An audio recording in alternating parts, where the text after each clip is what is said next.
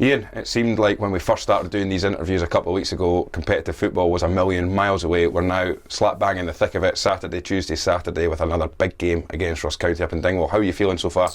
Yeah, looking forward to the game. Obviously a long trip this early in the season as well, but that's what the cards have dealt us, and so soon after the playoff final as well, we head back up there.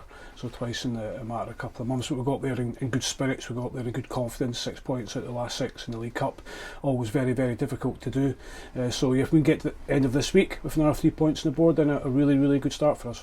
When you start looking at your squad and you're looking at being tested, we had a fairly comfortable victory on Saturday against Stirling, but we did have to come through a bit of adversity on Tuesday. You know, you've talked about that in your previous interview, how pleased you were with that, but a different challenge now coming up against the Premier League opposition and a tough game away from home. Yeah, there's no doubt it is a different challenge. I think every game throws up its different problems at times and different obstacles. We know we're playing against the highest ranked team in our league. In the League Cup, so it's going to be hard. We saw that last season. To step up again to go and play a Premier League team is very, very difficult, but we have to go up there full of belief, full of confidence, and hopefully we're going to put on a good performance. It doesn't guarantee us anything, but if we can get up there and come back down the road with another 3 points, and we have one foot in the next round of the League Cup fairly early, which should be fantastic. But you know, saying that's easier than doing that. Ross County obviously on 3 points themselves, they'll be looking for their first home game of the season competitively to go and win.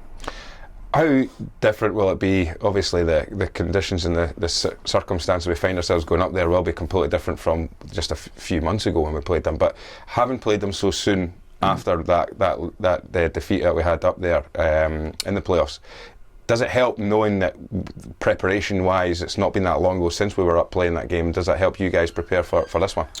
I wouldn't say it gives us any advantage that it would have previously. It's always a long trip up there. It's always a hard game. You know, they've had a bit of turnaround in their squad as well. So have we. I think both clubs will be looking at in a completely different slate clean scenario. They have managed to maintain their status in the Premier League, and we never quite managed to get up to the next one. But this is a different competition, a different time now. I don't think the game or the games last season will count for too much.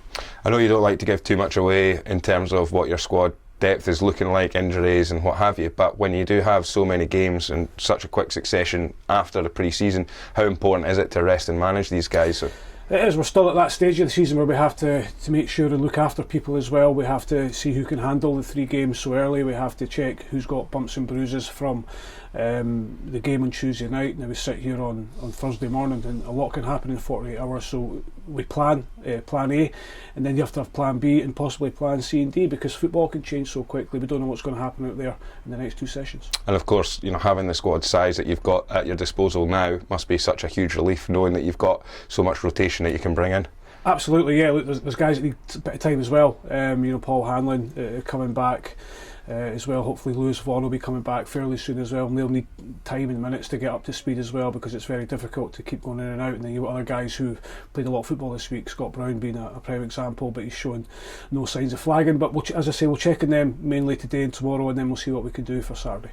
We spoke a couple of weeks ago about how much of the business you'd done earlier on in the pre-season, and you said about how the length of the transfer window, and then of course the loans coming in. Competitive football is back. Are we expecting to see any sort of movement with anyone coming in or anything like that? Not at the moment. We've obviously let big Callum Hanna go out to Montrose, which we thought was a fantastic opportunity for him, first and foremost.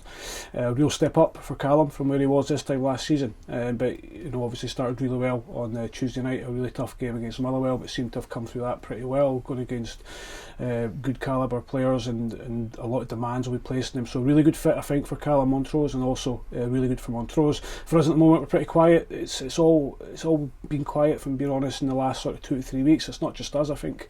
When you look around our division in particular, it is one of those ones at the moment where not much happening. Well, Ian, all the very best for the trip up north on Saturday. Good luck. Thank you. Cheers. Cheers.